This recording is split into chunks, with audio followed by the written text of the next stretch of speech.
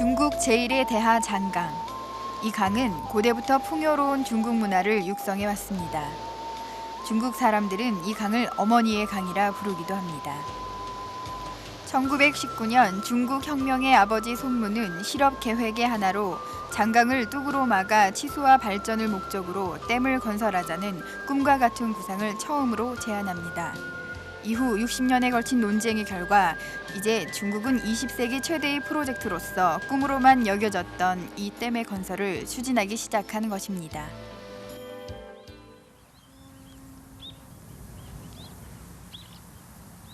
중국 후베이성 서부에 위치한 마오핑촌. 이 마을의 인구는 모두 1,900명입니다.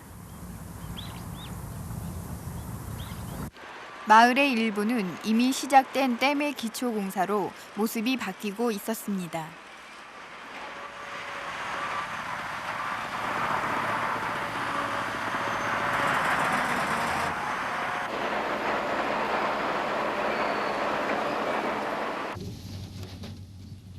주민들의 이주도 시작되고 있었습니다. 마을 사람들은 자신들이 살아온 집을 떠나 이주지 건설이 끝날 때까지 임시로 마련된 가설주택에 살면서 정부가 주는 보조금으로 생활하고 있었습니다. 정부가 마을 사람들에게 지급하는 보조금은 한 달에 55위안, 우리 돈으로 8,500원 정도입니다. 생활비가 싼 농촌이지만 이것만으로 생활하는 것은 불가능합니다.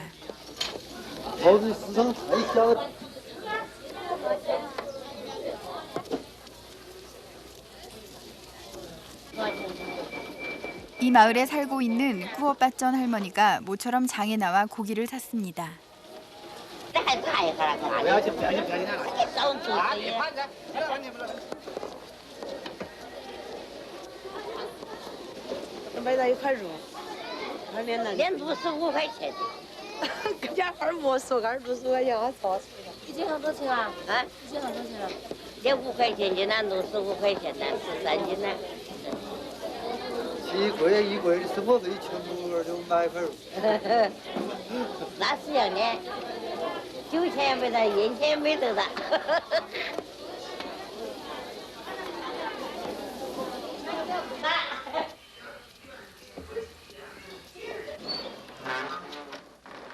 꾸어 할머니가 강가에 있던 집에서 이 가설 주택으로 이사한 것은 반년 전의 일입니다.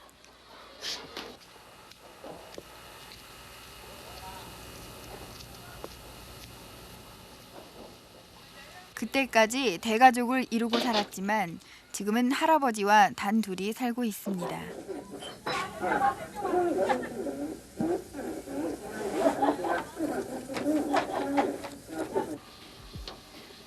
꾸어 할머니가 결혼한 지는 50년, 모두 5자녀를 키웠습니다. 마오핑촌은 밀감 산지로 알려져 있습니다. 경제적으로 보면 비교적 풍요한 지역이었습니다. 하지만 올해 봄부터 시작된 공사로 마을 주민들은 더 이상 밀감 농사를 지을 수 없게 되었습니다. 거의 모든 밭은 모습을 감추어 버렸습니다.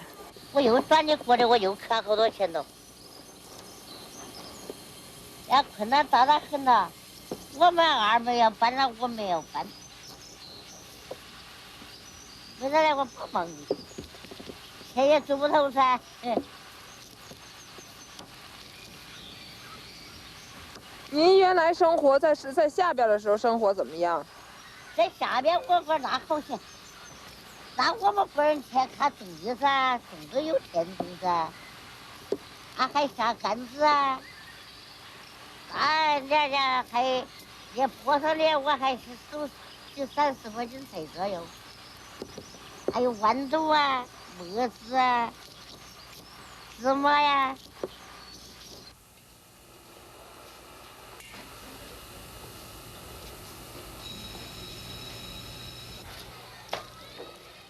꾸어 할머니의 셋째 아들의 부인 두타이핑입니다. 그녀는 두 번째 아이를 임신했습니다. 농촌 호적을 가진 부부는 둘까지 아이를 가질 수 있습니다. 두타이핑은 3년 전 정부로부터 한 아이를 더 낳을 수 있는 허가를 받았습니다.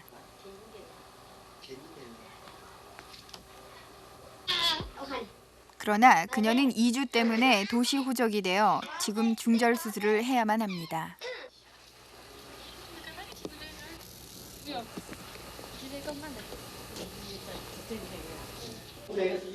두타이핑은 이미 임신 7개월째입니다. 중절 수술을 받기에는 무척 위험한 시기입니다.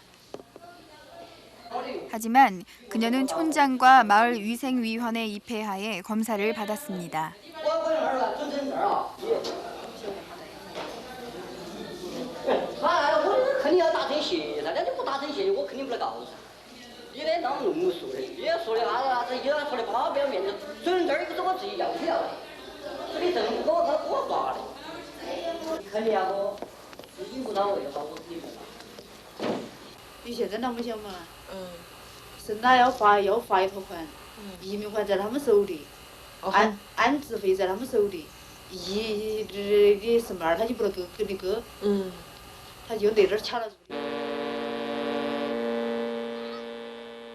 (1994년 12월 14일) 마오핑촌에서는 삼엽댐 기공식이 거행되었습니다.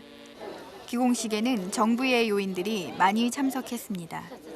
식장 주변에는 삼엄한 경계태세가 취해지고 있었습니다. 마을 사람들은 가까운 언덕에 올라 멀찍이서 그 모습을 바라보고 있습니다.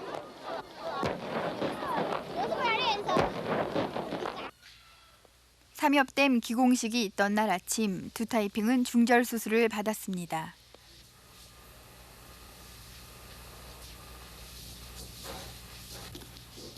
남편 정홍창은 아내를 위해 닭고기 스프를 만들어 왔습니다.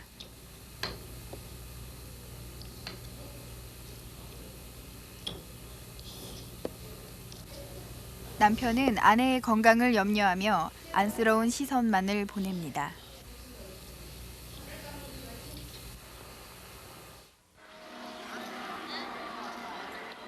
토지를 잃고 농사를 계속할 수 없게 된 농민들은 현에서 일자리를 알선하기로 되어 있습니다. 하지만 일자리를 소개받은 사람은 20대 젊은이들 일부에 불과합니다. 마을 사람의 대부분은 자력으로 생활을 해야 합니다.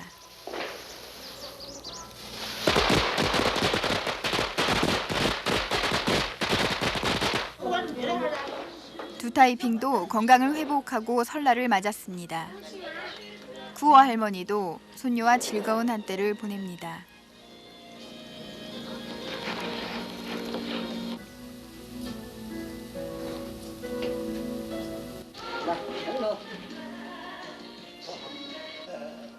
오랜만에 가족이 모여 단란하게 식사를 했습니다.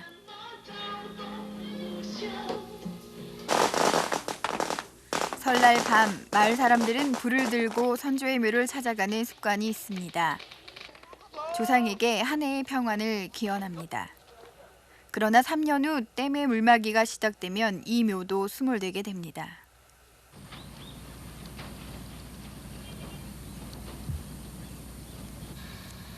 꾸어 할머니는 작년에 둘째 딸을 병으로 잃었습니다. 곧 딸의 일주기입니다. 밭일이 없는 틈을 타서 할머니는 손자를 데리고 산 위에 있는 딸의 묘소를 찾았습니다.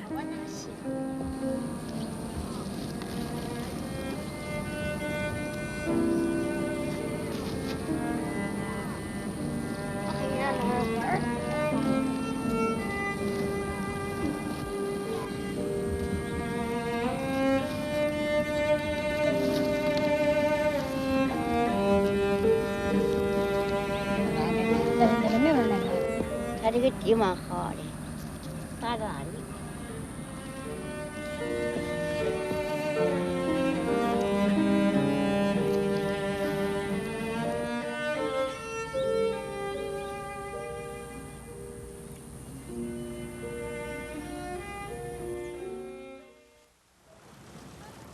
마오핑촌의 상류에 있는 꼬이린촌.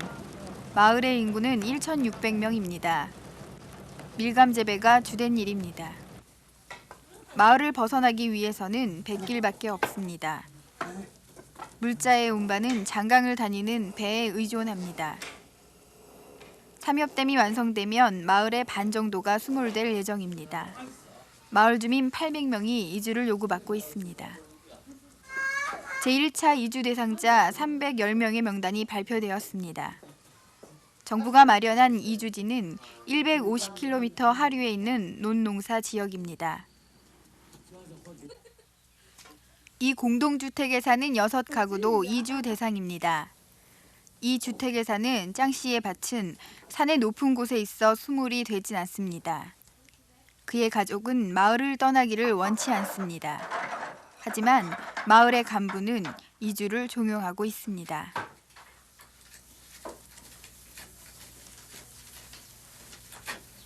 愿望向后靠，心里目中向后靠，我就好照顾他，就到给他看病啦，又带2个孩子带起来。就是政府都说了啊，我如果在这儿的话呢，等2个孩子长大了的啊，孩子们要钱要种田啦，我们2个老的要种田啦，就是的这田不够种。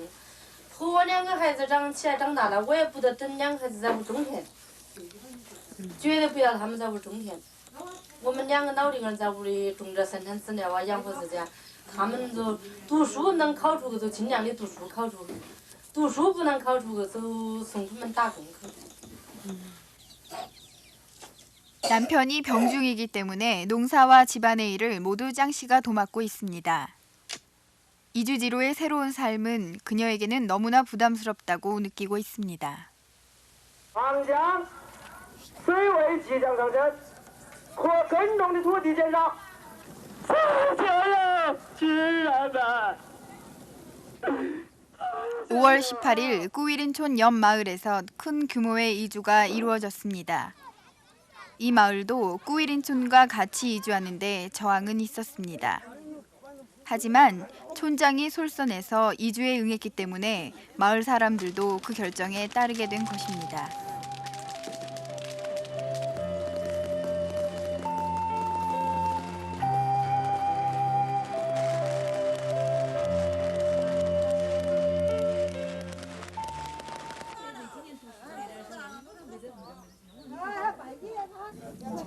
공동주택에서 단 한 가구 시양꾸이 씨유 가족이 이주에 응해 이사 준비를 하고 있습니다.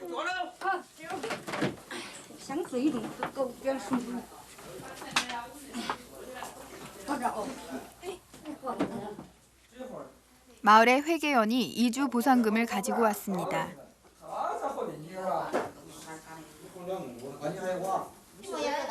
진지한 얼굴로 돈을 세고 있는 것은 둘째 아들입니다.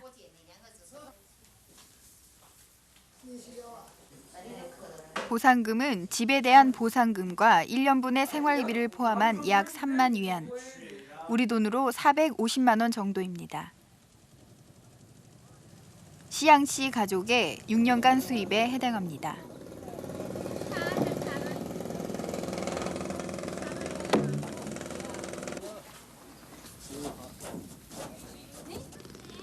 창틀을 날라온 것은 장남입니다. 출발이 내일인데도 그는 아직도 이주할 결심이 정리되어 있지 않았습니다. 이주지에서의 생활에 대한 불안감 때문입니다. 昨天你们那会儿是有些事都说不来的。你们之前的就是我那是和解释。你妈嘞？你妈嘞？ 头一天你们那记下来说的解释。我给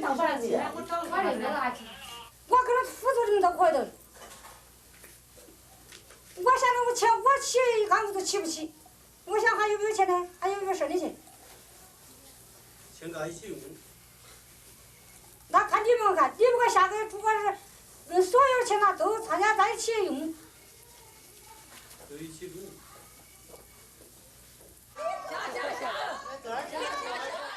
마지막 날 밤 공동주택에 사는 주민 전원이 시양 씨를 위해 모였습니다.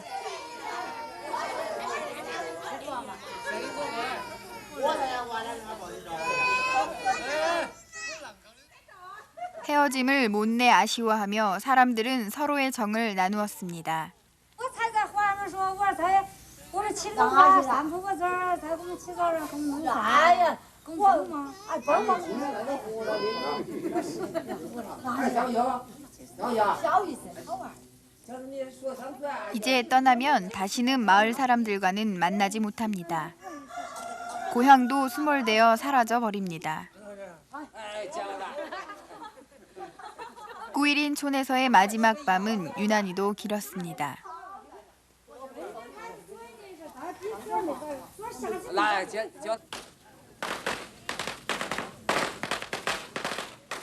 이 2주 뒤로 떠나야 할 아침의 날이 밝았습니다.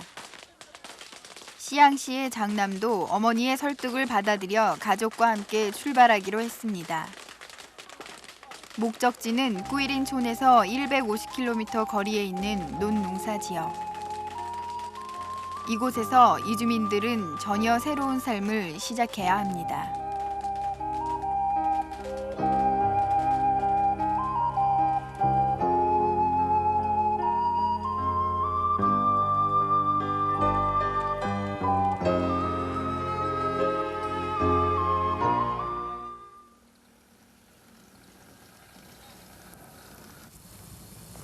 이곳으로 이주해 온 지 반년이 지난 시양 씨는 겨울 작물인 유채 재배를 시작했습니다.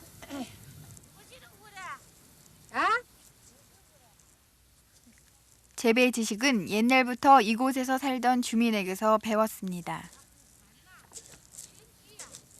농사일은 함께 이주한 사람들과 힘을 합쳐 하고 있습니다. 시양 씨는 이주에 와서 전에 경작하던 땅의 5배에 달하는 토지를 받았습니다. 그 토지에 처음으로 내년에 벼농사를 시작합니다.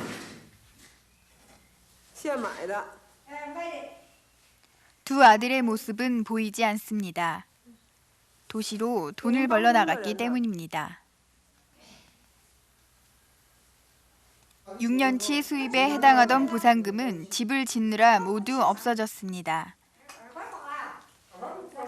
소나 농기구도 필요하지만 엄두도 못 내는 형편입니다. 시양시의 둘째 아들은 돈을 벌기 위해 이창시에서 일하고 있었습니다.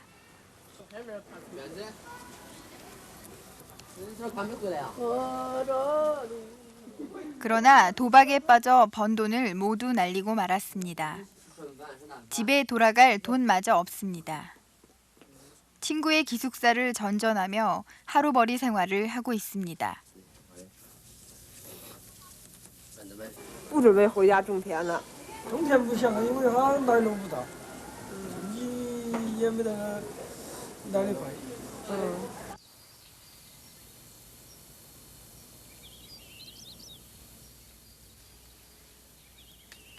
1996년 11월 꾸이린촌에서는 밀감 수확이 시작되었습니다.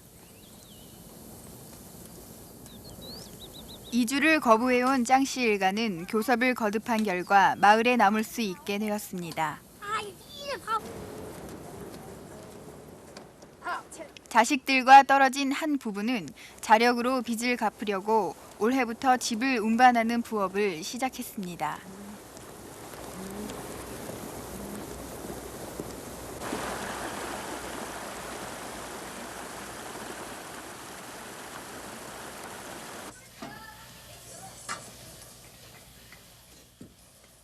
마오핑촌에 살고 있는 꾸어 할머니가 사는 가설주택의 해체 작업이 진행되고 있었습니다. 최종적인 이주지로의 이사가 시작된 것입니다.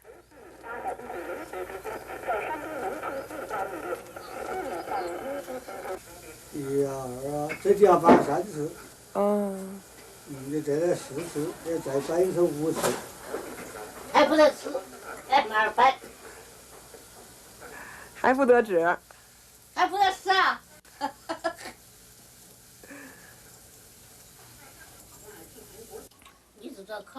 할머니의 삶을 취재한 지 3년.